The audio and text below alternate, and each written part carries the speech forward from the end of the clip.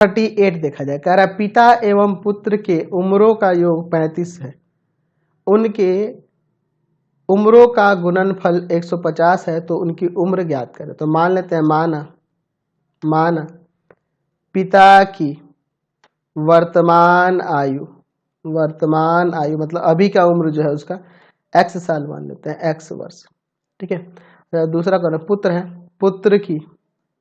पुत्र की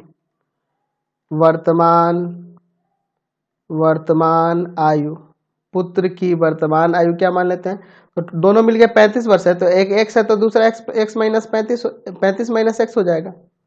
समझ ना बात को, क्योंकि दोनों का मिला के 35 वर्ष है, ठीक है। तो इसको जोड़ोगे तो 35 नहीं आ जाएगा, तो पिता को x माने तो पुत्र को 35 माइनस x। प्रश्न से क्या, दोनों के उम्रों का गुणनफल यानी कि x गुना में 35 माइनस x बराबर में दिया है आपके पास कितना, 150। गुना करते हैं 35x माइनस का x स्क्वायर माइनस का 150 बराबर 0, माइनस का x स्क्वायर प्लस का 35x माइनस का 150 बराबर 0। माइनस में सबसे गुना कर दो तो एक्स स्क्वायर माइनस का 35x प्लस का 150 बराबर में आपका 0। अब इसको सॉल्व करते हैं, चलिए तो इसका गुणनखंड करना होगा ना, एक्स स्क्वायर माइनस का 30x माइनस का 5x प्लस का 150 बराबर 0। x कॉमन कर लेते हैं, x माइनस 30 माइनस का 5 कॉमन करते हैं, x माइनस 30 हो जाएगा यहाँ भी। चलिए तो दोनों ब्रैकेट में सेम आ गया, x माइनस 30 को कॉमन कर लेते हैं, यहाँ बच जाएगा x और यहाँ बच जाएगा 5। अलग अलग करो, x माइनस 35 बराबर 0, x माइनस 5 बराबर 0, तो x बराबर 35 आ गया और x बराबर 5, तो दोनों प्लस में है, यानी पिता की उम्र दोनों हो सकती है। लेकिन गड़बड़ क्या होगा कि अगर पिता की उम्र 5 वर्ष लेंगे तो पुत्र का उम्र तो आपका अधिक हो जाएगा, जो कि पॉसिबल नहीं है ना।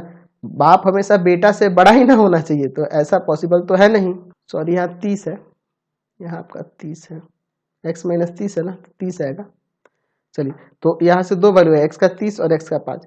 तो चूंकि पिता की उम्र पुत्र के उम्र से अधिक होती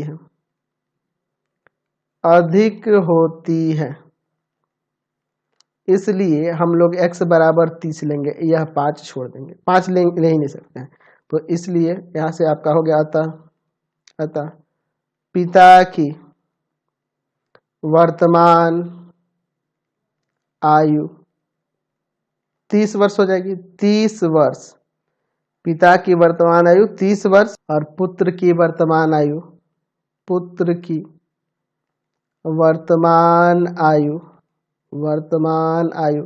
क्या था जी, 35 माइनस एक्स ना, यानी कि 35 माइनस 30, 5 वर्ष का हो जाएगा। पुत्र 5 वर्ष का हो जाएगा और पिता जो है 30 वर्ष का। Question number